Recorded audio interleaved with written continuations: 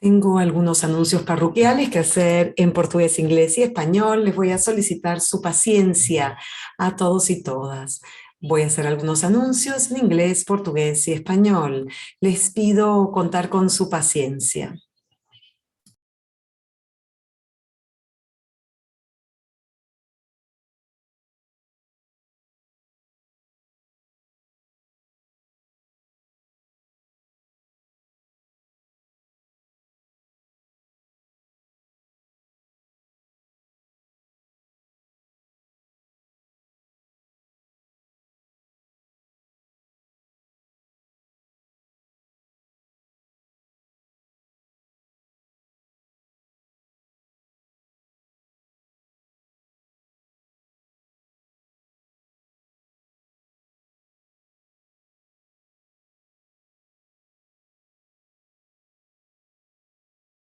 Cuando la interpretación al español, este panel se llevará a cabo en inglés con algunas intervenciones en portugués.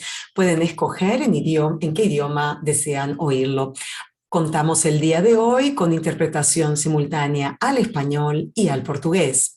Verán una barra de herramientas en la parte de abajo de la pantalla donde encontrarán un icono en forma de globo terrestre. Hagan clic en ese icono y pueden escoger el idioma de su preferencia, inglés, portugués, español. Al hacer clic allí, pueden oír y seguir todo el evento en ese idioma. Nuevamente, las instrucciones en inglés. Habrá intervenciones en inglés y en español, en inglés y en portugués el día de hoy, perdón.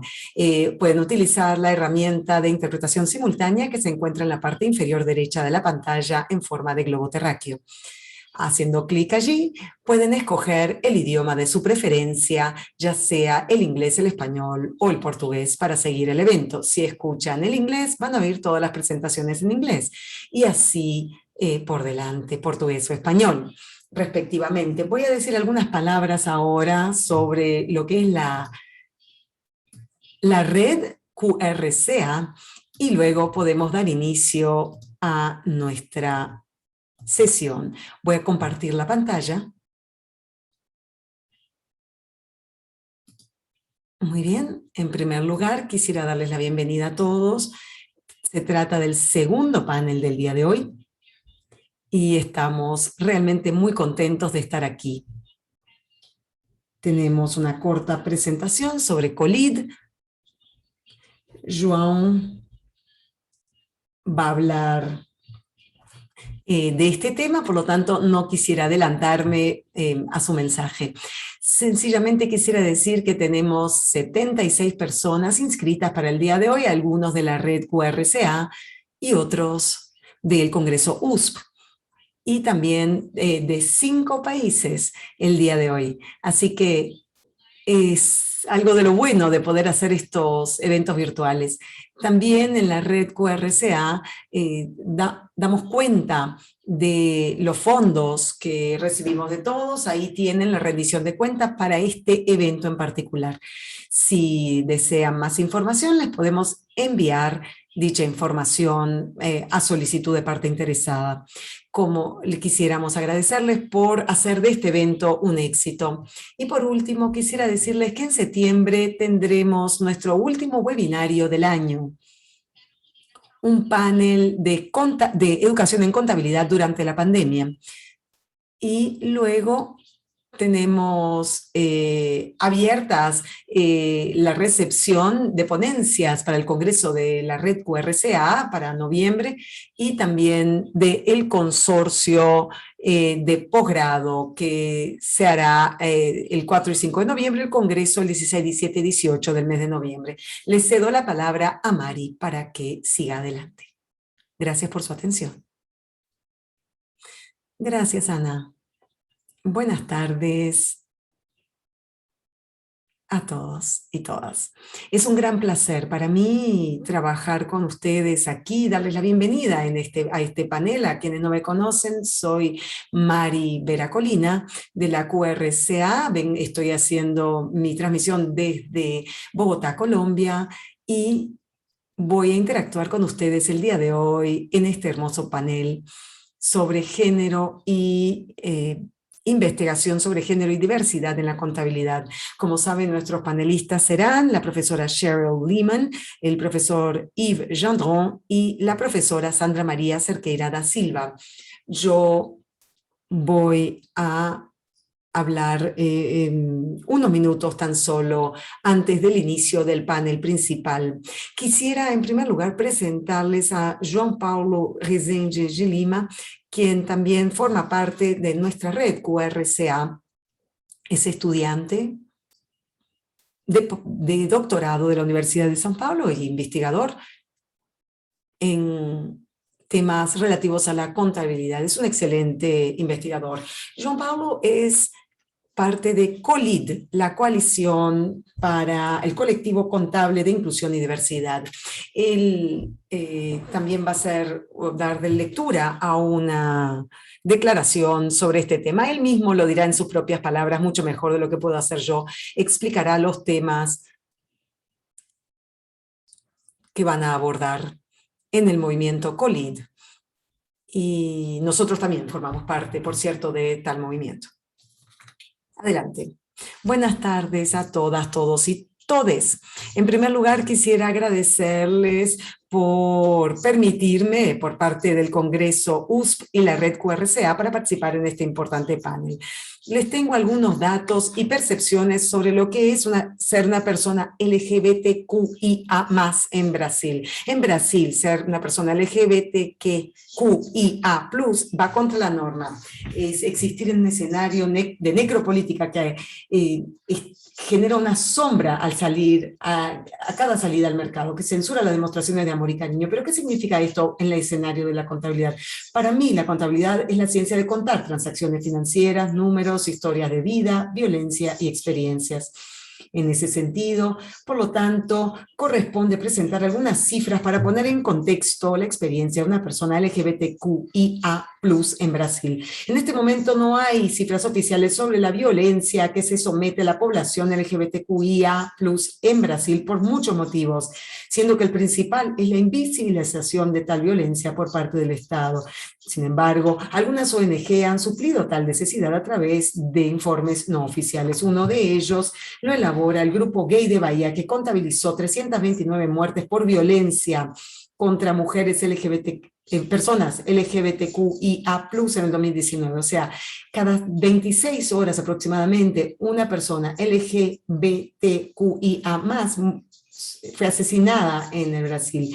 De acuerdo con los datos de la Asociación Nacional de Transexuales y Travestis de Brasil, la esperanza de vida de una persona transexual en el Brasil es de 35 años, mientras que el promedio de la población brasileña es de 75,8 años. O sea, personas transexuales y travestis tienen una esperanza de vida que es el 50% de la población general en Brasil. A partir de allí vemos una contabilidad necropolítica y violencia contra cuerpos disidentes que insisten en existir en una sociedad heteronormativa. Además de las violencias físicas, nuestras existencias y nuestros cuerpos sufren por violencias simbólicas diversas debido a los intentos de normalizar nuestra existencia, de hacernos encajar en moldes en los que no cabemos. Se trata de palabras, miradas y comentarios que nos hacen cuestionarnos nuestra propia existencia y pertenencia a la contabilidad.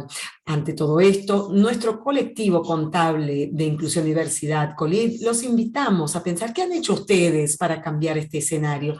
¿Cómo han actuado? ¿Como aliado, como aliada, como alguien que reproduce estas manifestaciones de violencia sistémica, o aún peor, se calla ante la opresión?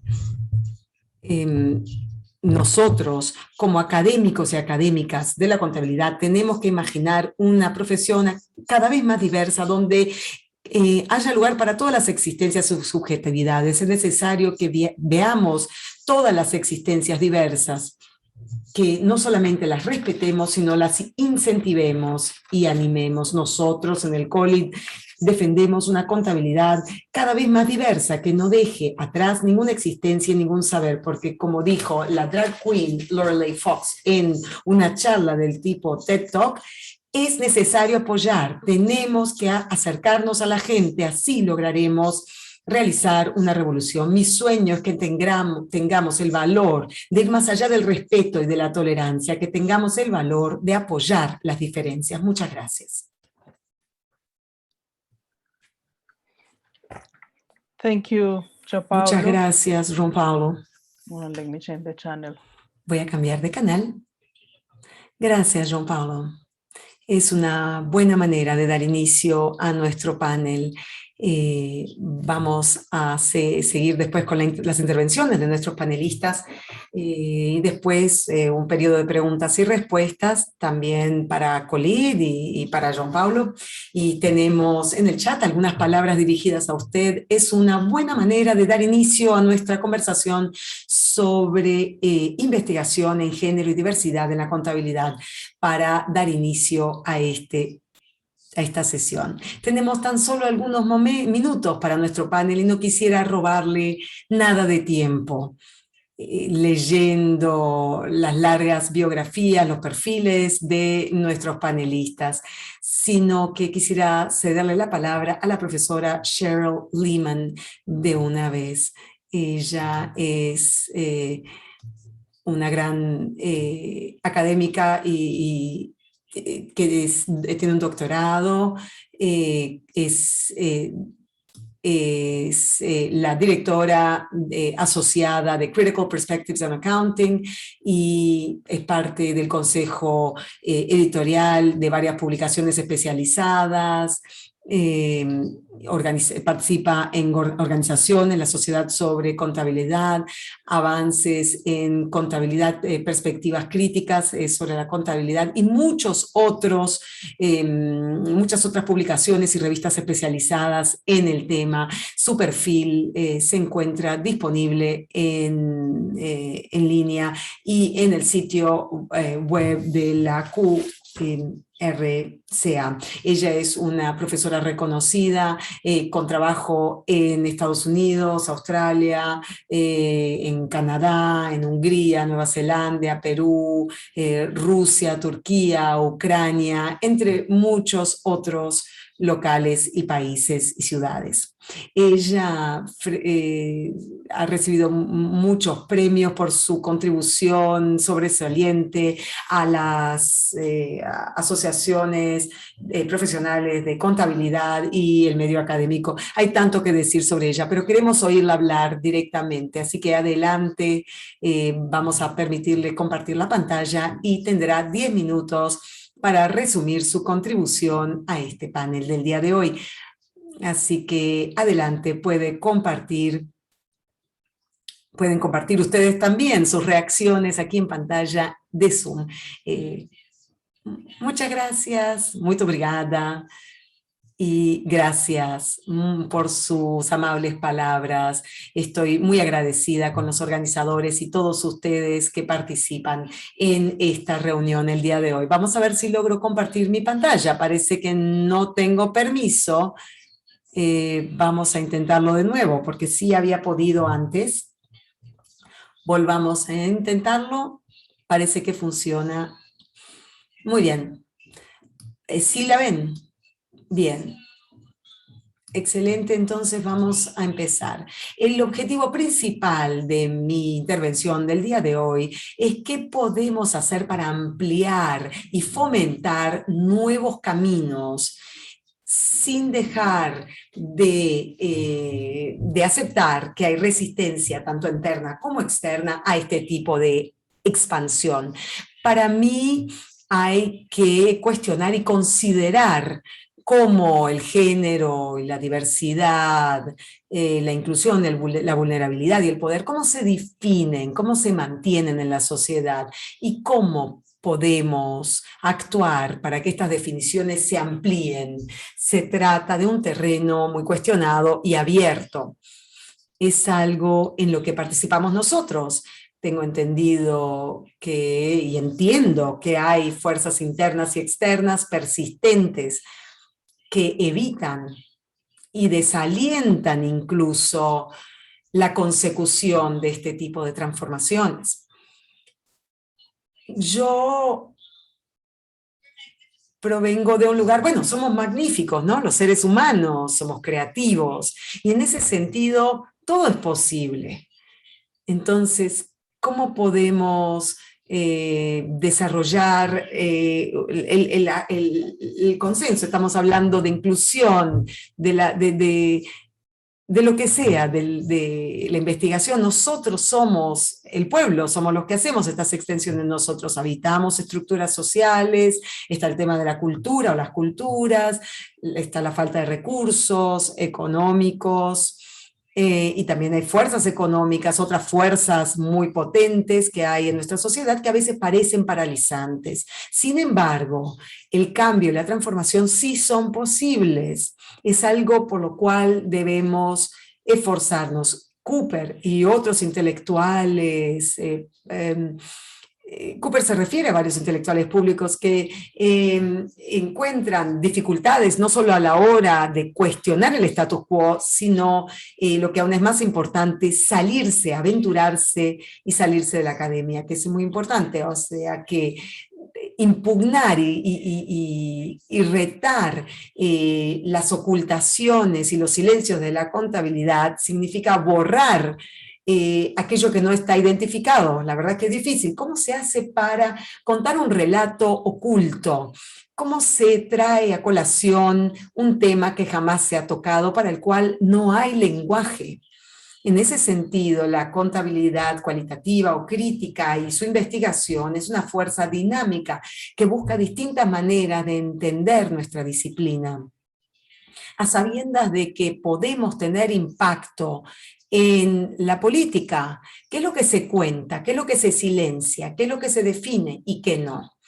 Así que hay muchas complejidades en las que podemos ingresar de forma con consideraciones imbuidas de moral para lograr y activar el cambio. Para mí, algo muy potente es lo que se llama las contracuentas, que es un marco establecido, teórico, activo, que expresa la realidad ante el poder, y las comunidades, como nosotros, los investigadores en contabilidad crítica, se reúnen para hacer una recopilación, un recuento. Podemos impugnar y retar la contabilidad como estática. Sabemos que no lo es, sabemos que es política, sabemos que es fluida, y tenemos que revigorar, buscando empujar las fronteras y lograr la visibilidad. Ana dijo, se ha dicho, vean, la contabilidad es una tecnología que puede gestionar la violencia y también imponer la violencia, porque deshumaniza a las voces no oídas, y eso se aplica a cualquiera que no sea visibilizado o visto, o cualquier población vulnerable dentro de nuestra sociedad. Hablando aún de las contracuentas, hay muchos individuos que dicen se trata de un marco potente que lo cuestiona las posiciones de poder y las deslegitimiza. También puede luchar contra un status quo que puede ser considerado odioso o no deseable, y así los activistas pueden reenmarcar y redibujar las fronteras de lo que, de formas específicas, para resistir prácticas consideradas inmorales. Pero no estamos hablando de un torremarfilismo aquí. Principalmente en la narrativa de las mujeres, por ejemplo, los activistas han logrado revertir políticas sobre la esterilización y el esposado de las mujeres durante el parto, cuando están encarceladas. Y esto se ha convertido en parte importante de la reforma del sistema penitenciario. O sea que es muy complejo tornar algo físico, y no es estático, es fluido. Pero ¿cuál es la goma que une a la sociedad? Bueno, eso siempre es algo incompleto, así que tenemos tantas posibilidades en cuanto a cómo romper esos paradigmas. Y Lehman dijo que tenemos que ser apasionados y pensar qué es lo que realmente importa en la investigación, para profundizarla y ver cómo podemos cambiar las cosas, las prácticas, las formas de pensar en la contabilidad. Y también, de forma muy importante, tener un impacto en las políticas. Aquí tenemos algunos artículos que recomiendo como lecturas de referencia para ahondar en estos temas. Y el final siempre es muito obrigada, muchas gracias, thank you. Muchas gracias, profesora. Excelente, excelente el tiempo que insumió, se mantuvo dentro del tiempo esperado. Y excelente ponencia, muchas gracias.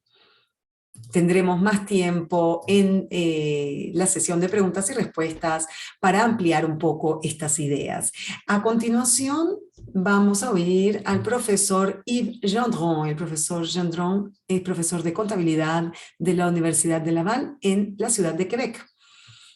Como sabemos, está altamente comprometido con la investigación cualitativa y estoy aquí resumiendo su perfil, leyéndolo. Ha publicado en varias publicaciones especializadas en el Journal of Practice and Theory, Contemporary Accounting Research, en Journal of Management Studies, de Organizational Studies, y es co-director también de revistas especializadas y subdirector de Accounting Research. También recibió varios reconocimientos y galardones en su área de especialidad.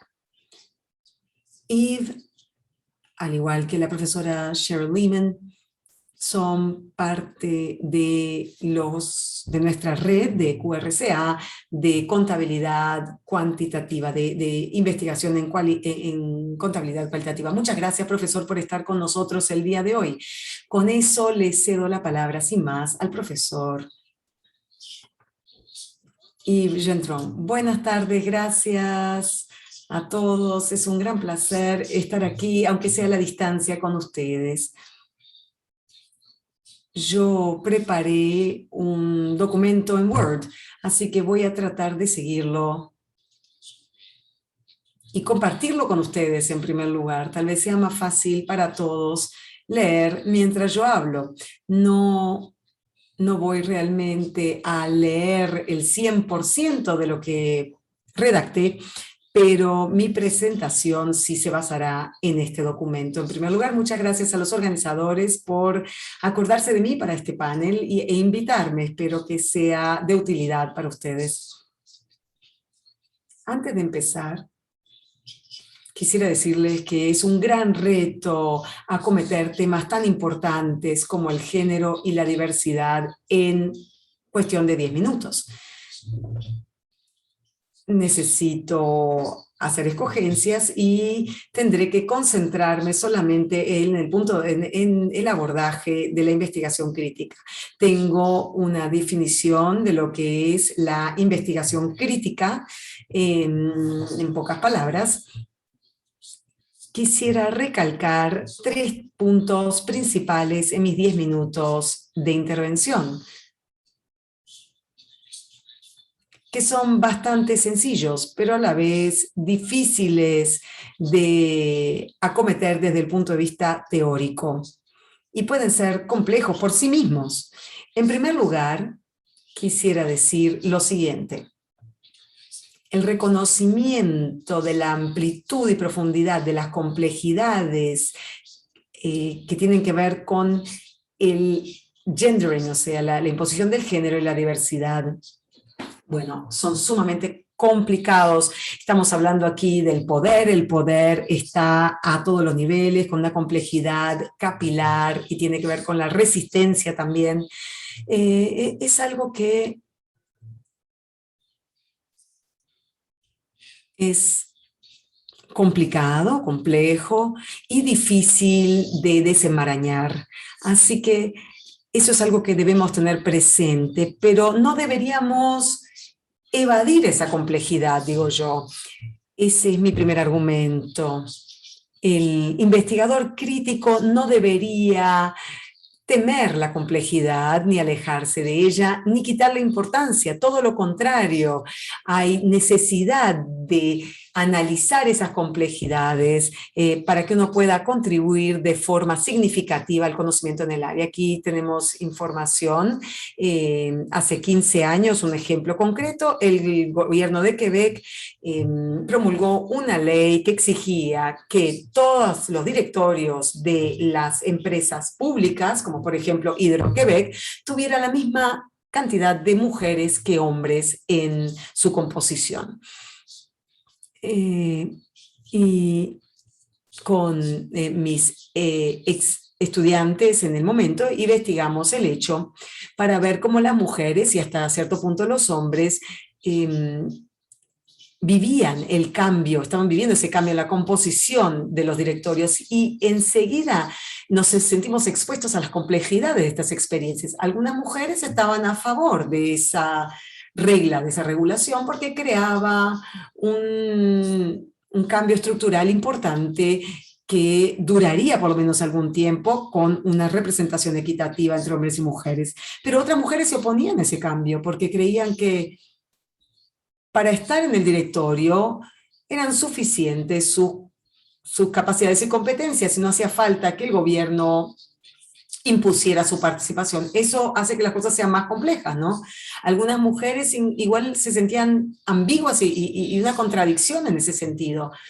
Decían que estaban a favor de las cuotas y unos pocos minutos después decían que no, que estaban en contra de las cuotas en los directorios. Yo creo que deberíamos tratar de no evitar esas complejidades, sino enfrentarlas en nuestra investigación. Claro que es un reto, pero como investigadores críticos tenemos que asegurarnos de que el conocimiento que producimos esté arraigado en las realidades que la gente estudia.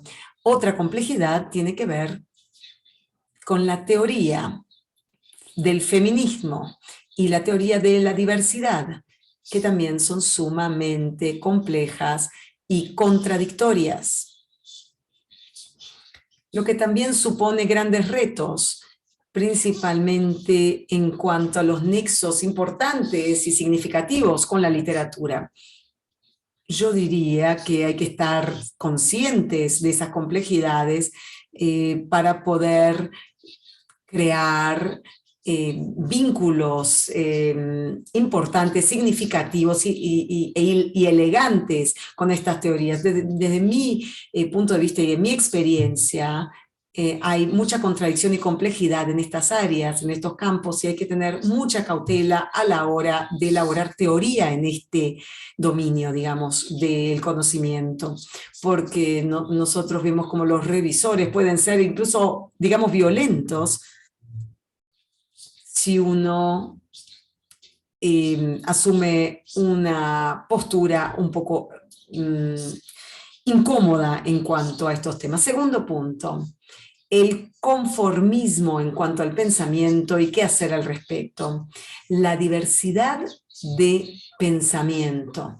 Bueno, este es un tema que yo considero sumamente importante también, porque estamos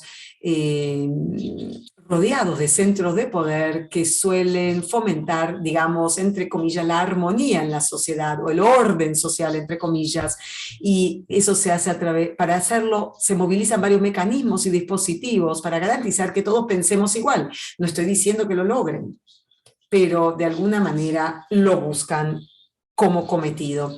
En los años 30, Bertrand Russell ya mostró preocupación por este tema, lo que consideraba una única línea de pensamiento, diciendo que era uno de los grandes retos de nuestros tiempos, decía él. Yo lo que creo que deberíamos hacer es estudiar este pensamiento de línea única, la falta de diversidad en el pensamiento, como una línea de investigación dentro de la cual podemos contribuir. El limitar el pensamiento, el impedir a quienes piensan diferente expresarse en los medios sociales, en situaciones sociales, es una gran injusticia de nuestros tiempos y por lo tanto los investigadores deberíamos aunar esfuerzos para estudiar ese tema. Por último, veamos, ¿por qué no estudiar los temas relativos a la imposición del tema de género y diversidad en el análisis crítico del discurso.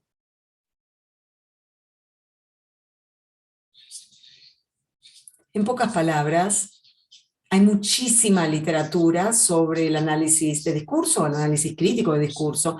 Hay muchos tipos de análisis de discurso, pero lo importante es que estamos rodeados de muchos tipos de discursos y estos discursos son una especie de pugna que busca tener un efecto en nuestra forma de pensar y influenciar nuestro pensamiento. Y muchas veces los vemos llegar a través del habla, de texto, de imágenes, e incluso la forma de vestirse puede ser parte de ese discurso, o los edificios, las oficinas en las que estamos y que habitamos pueden ser parte de ese discurso, que es una forma muy interesante de encarar nuestra situación. Otro análisis de discurso que se ha realizado, ya se ha hecho mucho en el área de la investigación, pero queda mucho por hacer, estoy seguro. Aquí tenemos otros dos ejemplos de análisis discursivo, uno publicado en Estados Unidos del 2002 y otro más reciente del año 2018, de Critical Perspectives on Accounting. Y aquí estoy hablando con los estudiantes de doctorado y de maestría.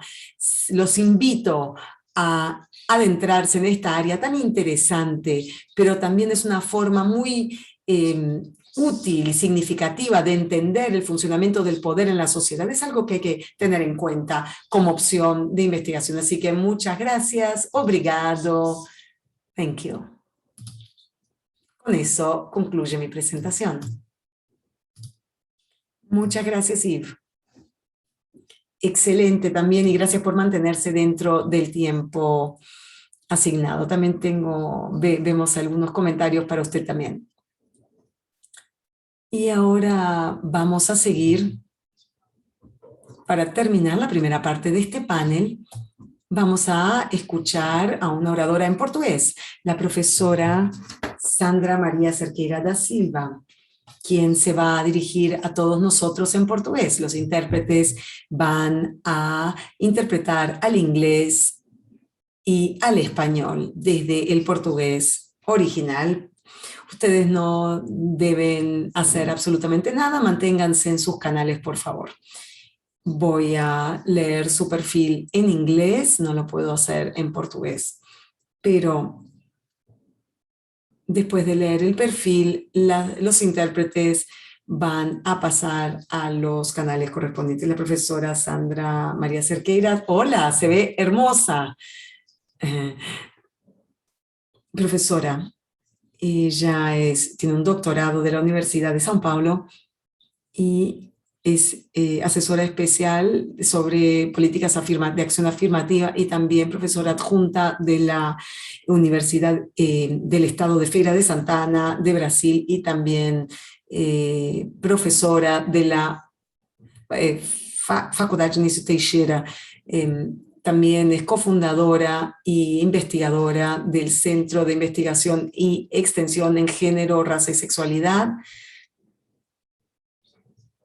de la Universidad de São Paulo, también Brasil, y también investigadora adjunta del Centro de Estudios Interdisciplinarios para las Mujeres de la Universidad Federal de Bahía, y estudia género, ciencia y educación. Y también, claro, es miembro de nuestra red, la red QRCA, y es una muy, muy querida amiga. Nuestra amiga Sandra.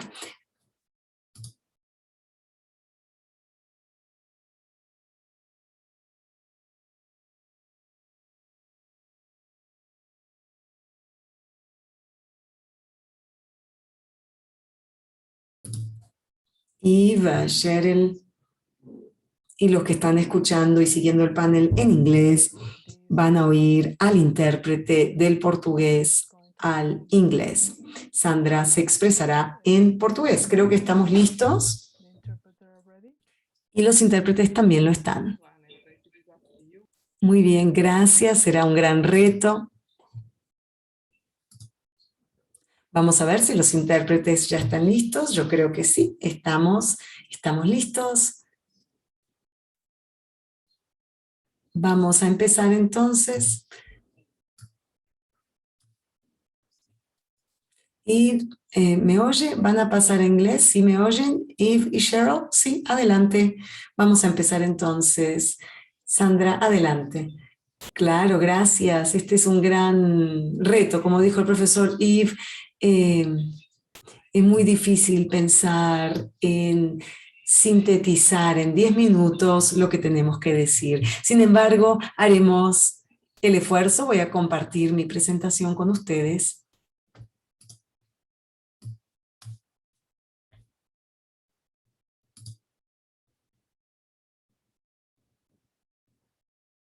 Ahora sí. Buenas a todos, a todas las presentes. Para empezar, quisiera hacer una reverencia y una bendición a todos, porque a todos ustedes, todos los que están aquí a cargo de esta sesión. Primero voy a hablar de algunos temas relacionados con el contexto del Brasil. El contexto político, social. Eliminé algunos puntos debido al tiempo, pero quisiera empezar con esta imagen, que es una imagen fuerte, que está en el contexto de las personas negras y la mujer negra en el Brasil. Estamos en medio de una pandemia donde hay 117 millones de personas con inseguridad alimentaria. 19 millones sufren hambre. En nuestro Congreso, nuestro gobierno federal en el Brasil, lo que hace es aprobar 5.700 millones de reales como fondo electoral para el 2022, que es el triple que se utilizó en el 2018 y el 2020 para las campañas electorales, mientras que hay gente que hace cola para obtener tal vez huesos con restos de carne, patas de gallina, desechos básicamente para vivir. Hay otra situación que también JP nos mencionó, tiene que ver con las personas LGBTQIA+. Brasil está en primer lugar, campeón mundial en cuanto a delitos contra las minorías sociales. Las personas, según el contexto político actual, se sienten inseguras debido a ese contexto político actual. Y no voy a mencionar otros datos porque JP ya los mencionó. Pero sí hay que pensar en la condición de las personas LGBTQIA+ en este país. Otro problema tiene que ver con la intolerancia religiosa en este país. Y aquí quisiera invitarlos a reflexionar sobre esto. ¿Qué es? ¿Toleramos a la gente y sus elecciones? No, hay que respetarlos. No es tolerancia, es respeto. Estas imágenes son un ejemplo de lo que no se debe hacer. La mayoría de quienes se representan aquí son hombres y excluyen algunas religiones específicamente. Se trata de un discurso que, aun cuando intenta hacer lo correcto, se equivoca. Lo que vemos aquí es esta desigualdad, inequidad. Es un proyecto genocida que se puede explicar con el concepto de necropolítica, de Mbembe, y vemos cómo se visualiza en la contabilidad. Vemos que está ligado a la contabilización de pérdidas de vidas. Hoy en día en Brasil tenemos 553.000 vidas que se han perdido en el último año y medio, y ahí está las contracuentas, como dijo Cheryl, que es la posibilidad de rectificar esas circunstancias y darle visibilidad a esos grupos que históricamente se han visto invisibilizados. ¿Cómo se estructura esta situación? Como dijo Aníbal Serrano, se habla del proceso de internacionalización o globalización que nos lleva a una tendencia de formas institucionales de dominio. Y hace falta establecer un patrón de poder mundial que se articula a través de la colonialidad del poder, donde se ve la raza como algo central a partir del capitalismo, que también es un patrón universal, un estándar universal de explotación social, el Estado como forma central de control de autoridad, y el eurocentrismo, que es una forma hegemónica de controlar la subjetividad y la intersubjetividad, relacionados con la producción de conocimientos y también el cese de ellos. ¿Qué es esta práctica? Esta práctica de cálculo de contabilidad.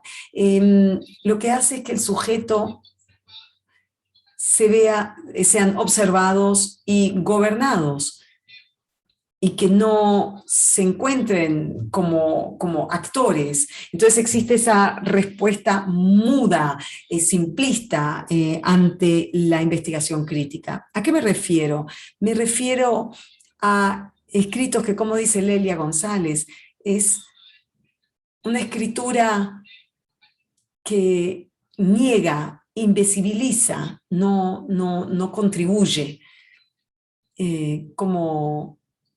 como escuchamos a Lehmann, Hammond y a Guillemin, los números reducen a los fenómenos a representaciones simplistas, y la contabilidad como construcción es una construcción de política que lleva a la perpetuación de inequidades y la concentración del poder y del control.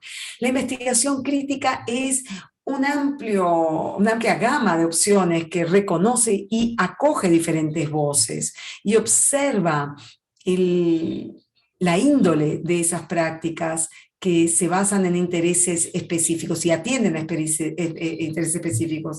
Hay que contabilizar, la contabilidad aparece como técnica de medición que privilegia a algunos y niega a otros. Y se generan sentidos y también se tiene impacto en las políticas públicas. La contabilidad se debe identificar con la emancipación de la justicia social. Hay que representar a la mujer, la representación femenina en la profesión contable, teniendo en cuenta el sexismo en el trabajo, entender las restricciones estructurales continuas y el racismo y la condición de las mujeres negras.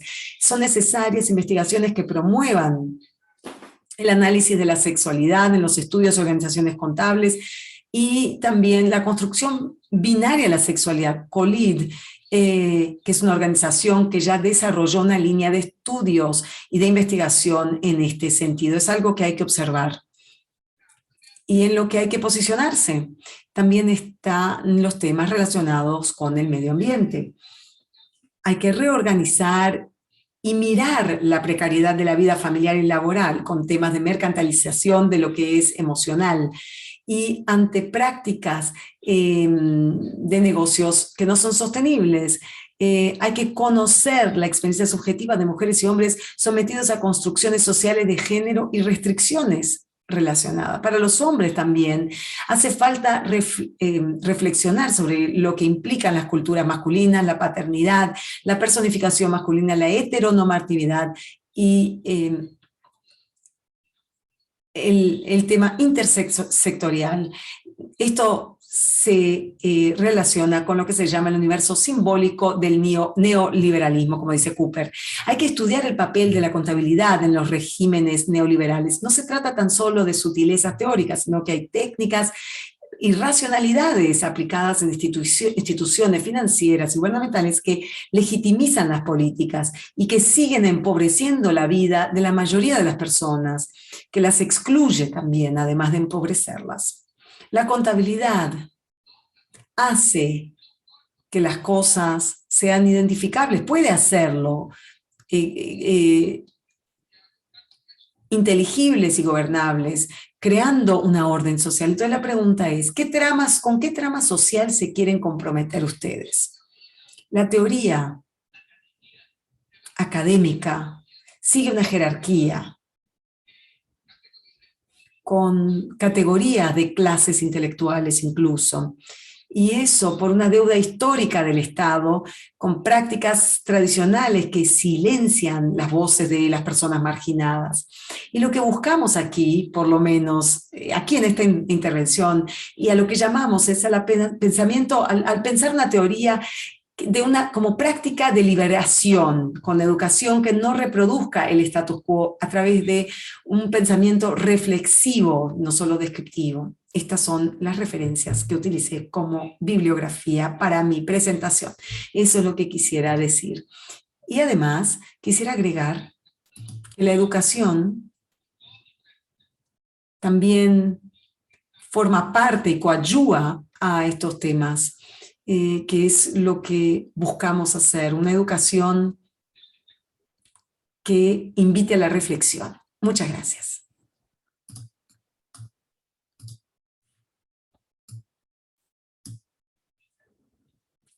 Muy bien, Mari. Estaba terminando de oírla. Muchas gracias, Sandra. Muchas gracias, Sandra. Ahora pasaré al inglés nuevamente. Solamente quisiera avisarles a los intérpretes que así lo haré. Quisiera agradecer a nuestros panelistas. Excelentes presentaciones, ponencias y contribuciones a nuestro debate del día de hoy. Antes de leer algunas preguntas que se han puesto en el chat, quisiera resumir algunas ideas presentadas aquí. No son todas las ideas, no las principales tal vez, pero tengo aquí algunas notas que tomé de las presentaciones de nuestros panelistas. Profesora Cheryl sigue con nosotros aquí, tal vez no sé. Creo que tuvo que ausentarse para participar en otra actividad. Tal vez pueda regresar más adelante, no sé.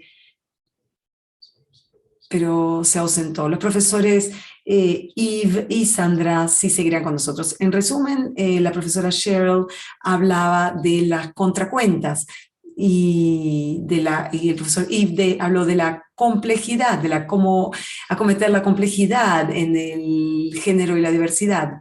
Y también oímos hablar de parte de nuestro contexto en Latinoamérica, de nuestros problemas, como de eso habló la profesora Sandra María Cerqueira. Voy a leer algunas de las preguntas que tenemos aquí en el chat. Quisiera que se hablara un poco más, pero nos quedamos sin tiempo. Hay algunos comentarios sobre los autores a los que hacen referencia, Marisa Montero, por ejemplo.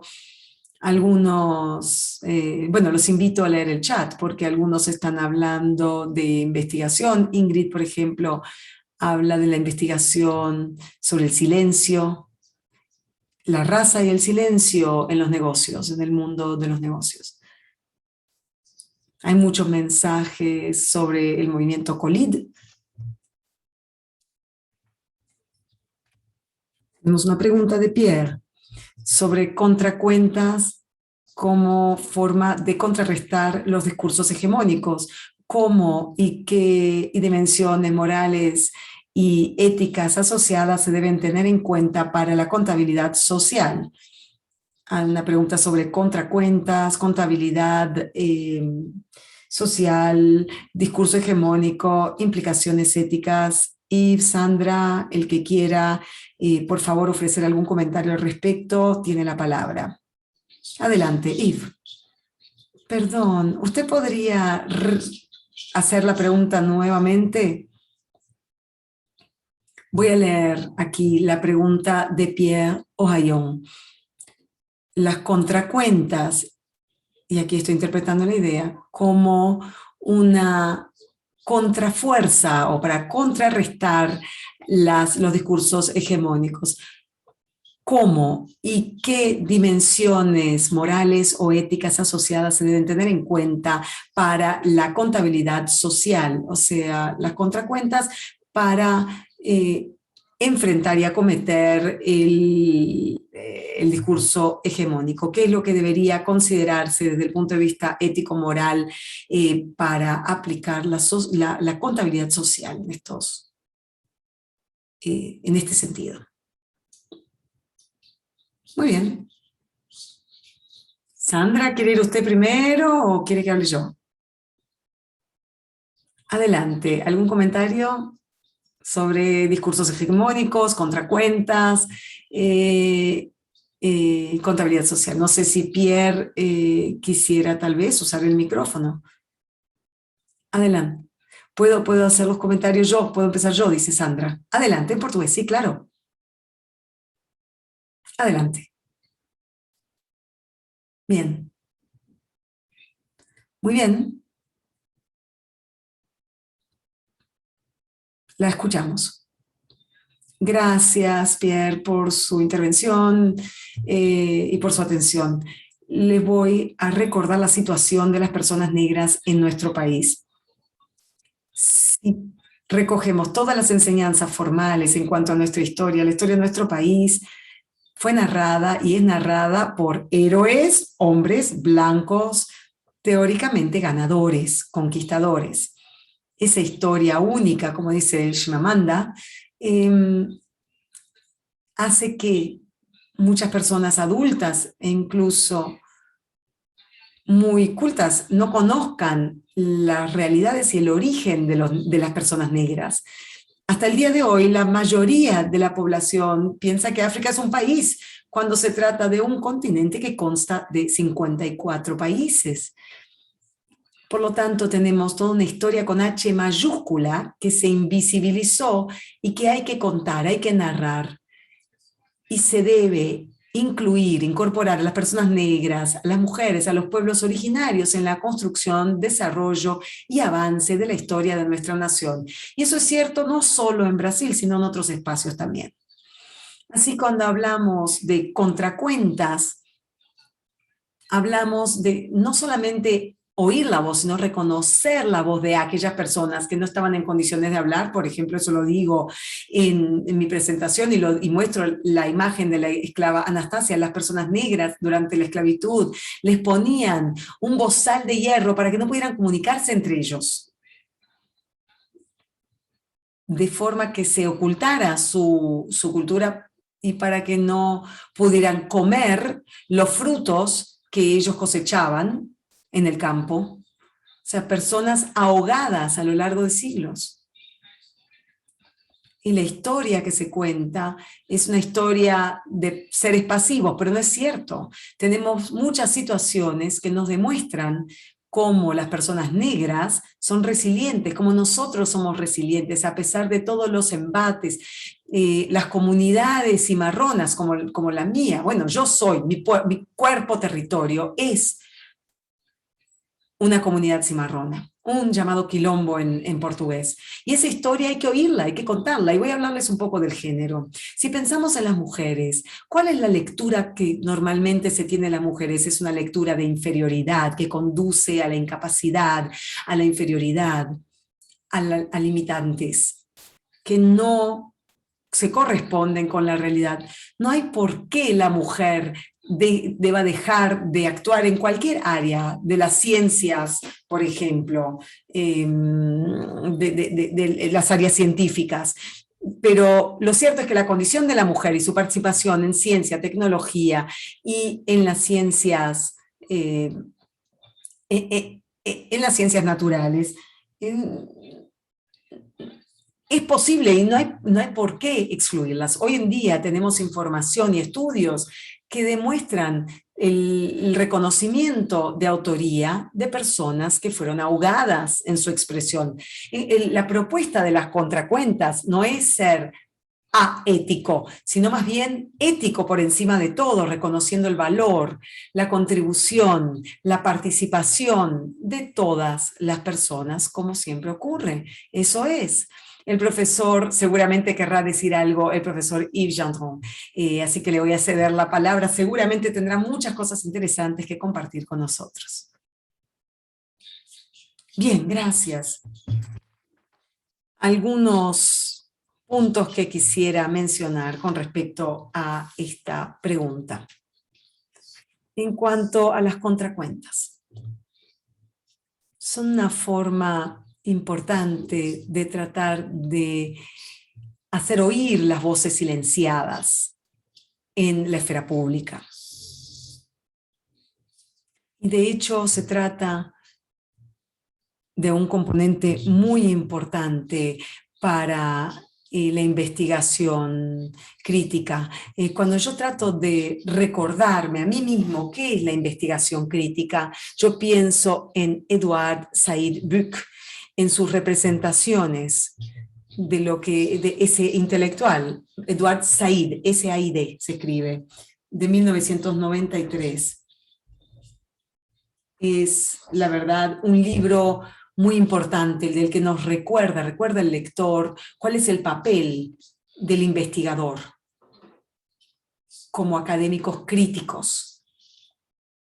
Y siempre me parece útil, me resulta útil pensarlo así.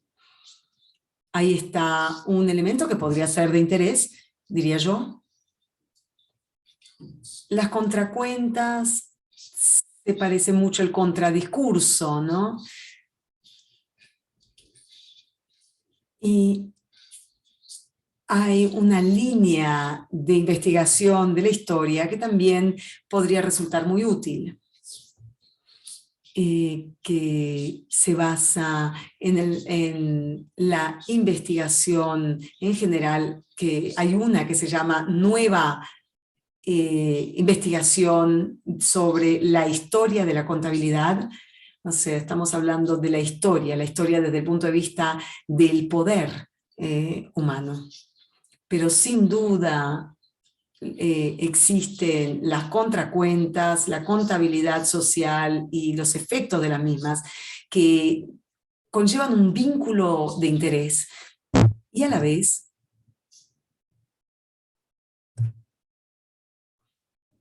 perdón, ¿hemos perdido el sonido?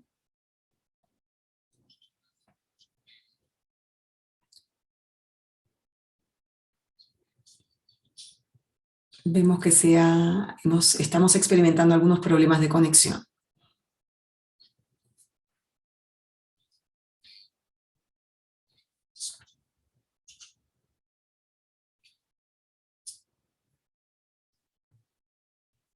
Lamentablemente tenemos problemas de conexión con el profesor Yves Gendron.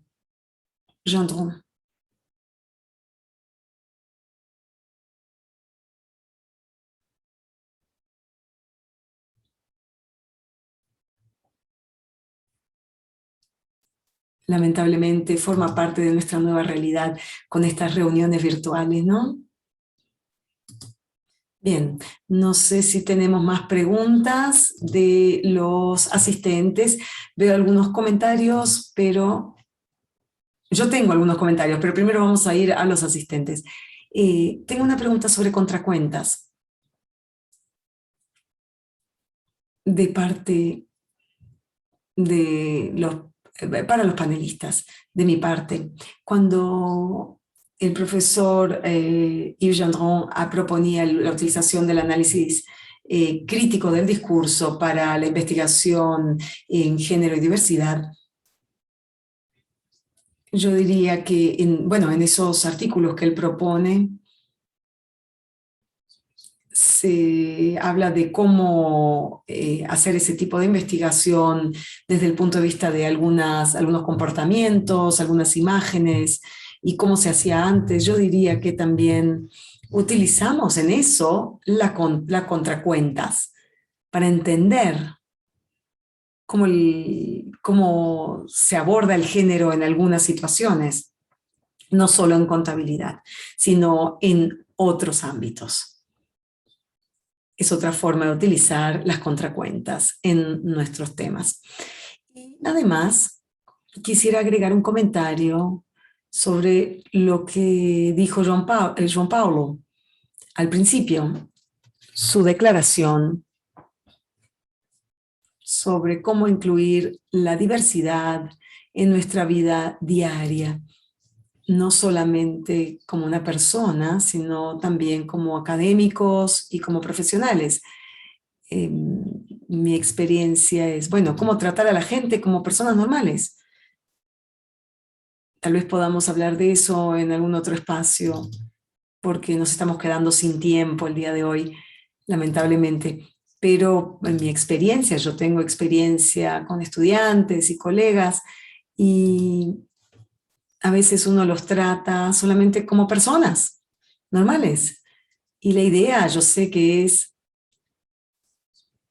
ser activos en la lucha contra la discriminación, pero claro, es importante actuar al respecto, tomar medidas, pero también es importante en algunos casos decirles, bueno, ustedes como yo. En mi experiencia es una forma de hacerlos sentir aceptados. Y vemos a las personas trans, las personas LGBTQIA+, en nuestros salones, nuestras aulas. En mi caso veo estudiantes que no se animan a acercarse a la pizarra porque los demás compañeros los van a tratar de una manera diferente. Y yo soy la profesora y digo, no, usted lo va a hacer. Vaya, acérquese a la pizarra y adelante, delante de toda la clase. Y eso es muy importante, de eso podemos todos aprender. No sé, nos estamos quedando sin tiempo, parece que Yves no va a regresar.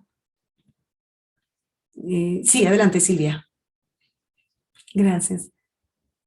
Yves parece que acaba de regresar. Así es. ¿Dónde está? Regresé, dice Yves. Ah, qué bueno, lo estaba buscando en pantalla y no lo veía. Sí, usted estaba hablando cuando se interrumpió la conexión, perdón. Creo que nos quedan 5 minutos, ¿verdad? Si es que nos los conceden. Muy bien.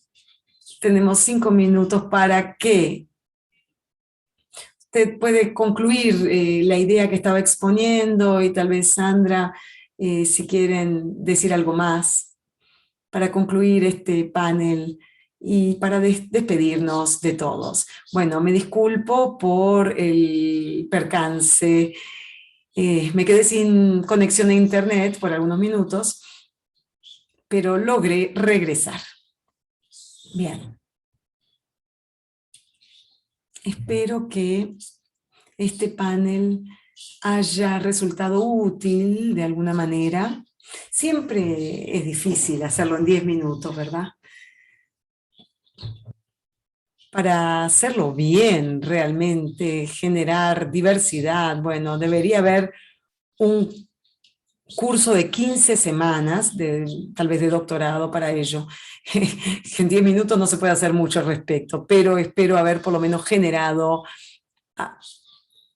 algunas chispas en sus cabezas con respecto a este tema tan importante que yo voy a tratar de seguir investigando algunos de estos temas tan interesantes más adelante. Muchas gracias, ha sido un día largo, las cosas al final se van a reacomodar después del COVID y esperamos que podamos volver a reunirnos personalmente con presentaciones y conversaciones presenciales de nuevo. Gracias, no tenemos más tiempo. Ahora quisiera agradecer a Sandra y a Yves. Les voy a dar un minuto a cada uno para concluir y en el chat tenemos aquí el chat y agradecemos a QRCA, Colid y Generis por la organización de este panel y recuerden que tenemos el próximo webinario en septiembre sobre educación en contabilidad en tiempos pandémicos. Es muy importante también decirles que estamos recibiendo ponencias para la conferencia del consorcio QRCA que se realizará en noviembre, pero la fecha límite es en agosto para recibir ponencias. Recuerden, es muy importante que recuerden enviar las ponencias propuestas de los estudiantes e investigadores para formar parte de este congreso de la red. Muchas gracias, les devuelvo la palabra. Gracias a ambos por formar parte de este breve panel que tal vez prepara el terreno para espacios tal vez más amplios a futuro para seguir con este debate. Como ven en el chat, hay mucha gente que trabaja y estudia en investigaciones sobre género y diversidad, vean todo lo que tienen que compartir. Muchas gracias por acompañarnos el día de hoy. Y los dejo con Sandra e Yves por si quieren decir algo más. Sandra. Muy bien, ¿puedo hablar? Sí, 1 minuto, adelante. Adelante. Estoy muy contenta por haber tenido la oportunidad de participar en este panel. Hay tanta gente a quien agradecer, pero no voy a nombrar a nadie para no olvidar a nadie. Y es difícil hablar de pensar en lo social desde el lente de la contabilidad, porque es difícil visualizar estas cosas de una forma separada, porque lo social está interconectado con lo social, y la contabilidad a su vez también es social en su esencia. A mí me parece que es necesario que los investigadores y los profesionales de la contabilidad le pongan más atención a lo social, acerquen lo social a sus conversaciones, a la investigación, a la producción de conocimiento, de forma coherente con la realidad. La gente tiene que acercarse, pero no existe empresa sin gente. Nosotros no comemos dinero, ¿verdad? Así dicen.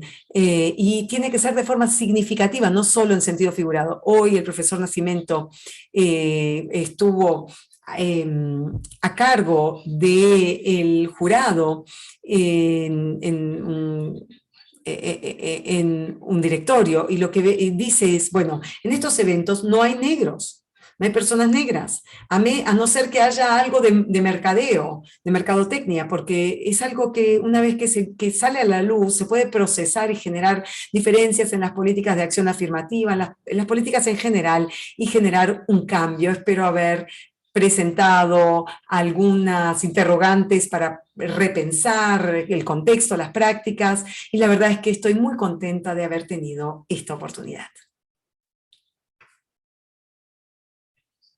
Muchas gracias, Sandra. Yves, sus palabras finales. Muy bien, para terminar, quisiera hablar de la promoción de la red QRCA. La red de investigación cualitativa y contabilidad crítica es una iniciativa muy importante, es una iniciativa sólida, y a veces es importante que cada uno de nosotros nos relacionemos, que no sea tanto una empresa solitaria, que nos relacionemos con la comunidad en general. Y nosotros quisiéramos animarlos a todos a trabajar, los que trabajan en contabilidad crítica, investigación cualitativa, que sepan que pueden apoyarse en otros colegas dentro de esta red, que los pueden ayudar y apoyar de distintas maneras. La QRCA es una nueva creación, muy buena, y les estoy contando a ustedes y les estoy diciendo a ustedes, utilícenla, úsenla, participen en ella, transfórmenla de conformidad con lo que ustedes quieren como organización. Así que muchas gracias. Gracias Yves y Sandra, profesora Cheryl también, quien no nos acompaña, pero gracias a todos los que nos acompañaron, a los organizadores y al Congreso USPI.